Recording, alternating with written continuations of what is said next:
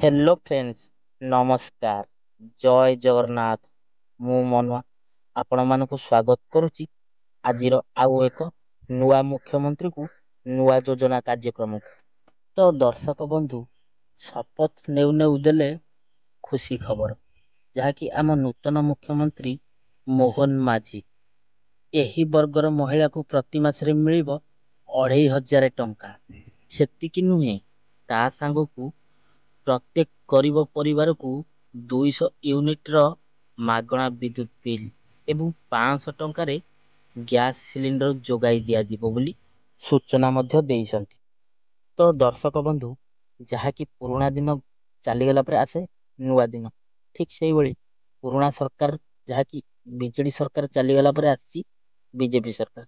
यही आजिर नुआ सकाळ जहाँकि आम नूतन मुख्यमंत्री मोहन माझी जहाँकि जो महिला मान 2500 टंका प्रति मासरे ता सांग को 500 टंकार गैस सिलिंडर चूल्हा ता सांग को प्रति घर को 200 यूनिट मागणा बिजली बिल यार संपूर्ण डिटेल्स इनफॉरमेशन मुझे आपण मानक ए वीडियो रे देदेवी। तो ता पूर्व आपण मानक मोर गोटे छोटिया रिक्वेस्ट कि दया करी आपण माने वीडियो टी को शेष पर्यंत देखु। आ जदि प्रथम थर पे एबे ही वीडियो को देखुछंती ताले वीडियो को गोटे लाइक कर दियंतु।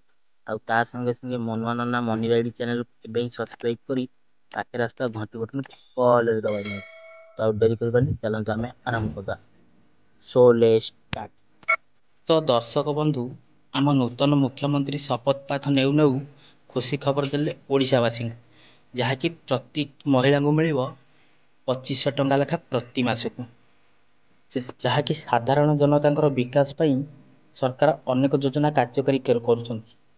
ଏହି क्रमରେ ଏବେ ଏଠାରେ ଏମାନଙ୍କୁ 2500 ଟଙ୍କା ପ୍ରଦାନ କରିବାକୁ ନିଶ୍ଚିନ୍ତ କରିଛନ୍ତି ଆମ ମୁଖ୍ୟମନ୍ତ୍ରୀ ମୋହନ ମାଝୀ, ଯାହାକି କ୍ଷମତାକୁ ଆସିବା ପରେ ଅନେକ ଜନକଲ୍ୟାଣ ଯୋଜନା କାର୍ଯ୍ୟକାରୀ କରୁଛନ୍ତି ଆମ ନୂତନ ମୁଖ୍ୟମନ୍ତ୍ରୀ ମୋହନ ମାଝୀ।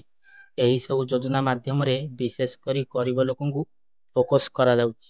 ନିର୍ବାଚନ ପୂର୍ବରୁ ଦିଆଯାଉଥିବା ସମସ୍ତ ପ୍ରତିଶ୍ରୁତି ପୂରଣ କରିବ ବୋଲି ସେ ମଧ୍ୟ କହିଛନ୍ତି ଆମ ନୂତନ ମୁଖ୍ୟମନ୍ତ୍ରୀ। ଏହି କାର୍ଯ୍ୟକ୍ରମରେ ଗୋଟିଏ ପରିବାରରେ ଯୋଜନା କାର୍ଯ୍ୟକାରୀ କରୁଛନ୍ତି ସରକାର, ଗୋଟିଏ ପରେ ଗୋଟିଏ ଯୋଜନା କାର୍ଯ୍ୟକାରୀ କରିବାକୁ ଲାଗି ରହିଛି। ନିର୍ବାଚନ ଜିତିବା ପରେ କେବଳ ମହିଳାମାନଙ୍କ ପାଇଁ ମାଗଣା ବସ୍ ସୁବିଧା ଯୋଗାଇ ଦେଉଛନ୍ତି ସରକାର। ସେହିଭଳି ଉତ୍କୃଷ୍ଟ ମାନର ଚିକିତ୍ସା ପାଇଁ ବି ନୂଆ ଯୋଜନା କାର୍ଯ୍ୟକାରୀ କରାଯାଉଛି। ଏହି ଯୋଜନାରେ ଚିକିତ୍ସା ସୀମାକୁ ବୃଦ୍ଧି କରିଛନ୍ତି, ଯାହାର ଗରିବ ପରିବାରକୁ 10 ଲକ୍ଷ ଟଙ୍କା ପର୍ଯ୍ୟନ୍ତ ମେଡିକାଲ ଚିକିତ୍ସା ପାଇଁ ଉପଯୋଗ କରିବ ଏହି ଆୟୁଷ୍ମାନ ଭାରତ କାର୍ଡ ଯୋଜନା। ତ ଦର୍ଶକ ବନ୍ଧୁ, ସେହିଭଳି ମହାଲକ୍ଷ୍ମୀ ଯୋଜନାର ଏକ ଅଂଶ ଭାବରେ ଯାହାକି ଗରିବ ପରିବାରକୁ 200 ୟୁନିଟ୍ ମାଗଣା ବିଦ୍ୟୁତ ବିଲ୍ ଛାଡ଼ କରିବେ ଏବଂ 500 ଟଙ୍କାର ଗ୍ୟାସ୍ ସିଲିଣ୍ଡର ସବସିଡି ଯୋଗାଇ ଦିଆଯାଉଛି। ଏହି ଦୁଇଟି ସୁବିଧା ଯାହାକି ଗତ ମାର୍ଚ୍ଚ 1 ତାରିଖ ଠାରୁ ଲୋକଙ୍କ ପାଇଁ ଉପଲବ୍ଧ ହୋଇଛି। ଏହିଭଳି ଭାବରେ ଯାହାକି ଇନ୍ଦିରା ଆମା ଘର ଯୋଜନା ଆରମ୍ଭ କରିଥିଲେ ସରକାର। ଇନ୍ଦିରା ଆମା ଘର ଯୋଜନା ଅଧୀନରେ ସେ ଯୋଗ୍ୟ ଗରିବ ଲୋକଙ୍କୁ 5 ଲକ୍ଷ ଟଙ୍କା ଦେଉଛନ୍ତି। ବର୍ତ୍ତମାନ ସରକାର ମହାଲକ୍ଷ୍ମୀ ଯୋଜନାରେ ଆଉ ଏକ ସୁବିଧା ଯୋଗାଇ ଦେବ ବୋଲି ଧ୍ୟାନପୂର୍ବକ ବାର୍ତ୍ତା ଦେଇଛନ୍ତି, ଯାହାକି ଆମ ପୂର୍ବତନ ନୂତନ ମନ୍ତ୍ରୀ ମୋହନ ମାଝୀ।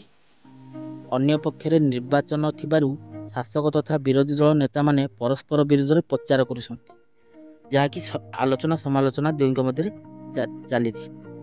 ତ ଦର୍ଶକ ବନ୍ଧୁ, ନିର୍ବାଚନ ଶେଷ ହେବା ପରେ ତୁରନ୍ତ ମହାଲକ୍ଷ୍ମୀ ଯୋଜନାରେ ନୂଆ ସୁବିଧା ଯୋଗାଇ ଦେବା ନେଇ ନୂଆ ସୂଚନା ଦେଇଛନ୍ତି ଆମ ନୂତନ ମୁଖ୍ୟମନ୍ତ୍ରୀ ମୋହନ ମାଝୀ।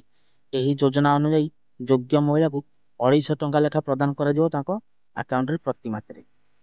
ମହିଳାମାନଙ୍କୁ 250 ଟଙ୍କା ଲେଖା ଆର୍ଥିକ ସହାୟତା ଯୋଗାଇ ଦେବା ସରକାର ଏକ ଗୁରୁତ୍ୱପୂର୍ଣ୍ଣ ଭୂମିକା ଗ୍ରହଣ କରୁଛନ୍ତି। କୁହାଯାଉଛି ଯେକୌଣସି ପରିବାର ସଦସ୍ୟ ଯଦି ପେନସନ ପାଉନଥିବ, ସେହି ପରିବାରର ମହିଳାକୁ ଏହି ସହାୟତା ଯୋଗାଇ ଦେବା ପାଇଁ ପ୍ରକ୍ରିୟା ଆରମ୍ଭ ହେବ।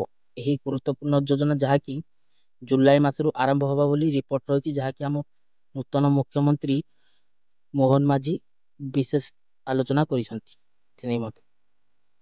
ତ ଦର୍ଶକ ବନ୍ଧୁ, ଆଜିର ଏହି ଛୋଟ ଭିଡ଼ିଓ ଅପଡେଟ୍ ଯାହାକି ନୂତନ ମୁଖ୍ୟମନ୍ତ୍ରୀ ମୋହନ ମାଝୀ ଦେଇଥିବା ବାର୍ତ୍ତାଟି ଯଦି ଆପଣମାନଙ୍କୁ ଭଲ ଲାଗିଥାଏ, ଏବେ ହିଁ ଭିଡ଼ିଓକୁ ଗୋଟେ ଲାଇକ୍ କରିଦିଅନ୍ତୁ।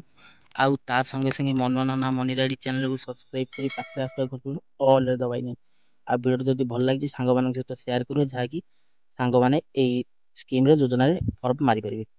ତ ଦର୍ଶକ ବନ୍ଧୁ, ଆଜି ପାଇଁ ଭିଡ଼ିଓଟାକୁ ଏଇଠି ରଖିବା। ପୁଣି ଦେଖା ହେବା ନେକ୍ସଟ ଏପିସୋଡରେ। ସେ ପର୍ଯ୍ୟନ୍ତ ବିଦାୟ ଦିଅନ୍ତୁ। ରହୁଛି। ନମସ୍କାର। Take care. Bye bye. ଜୟ ଜଗନ୍ନାଥ।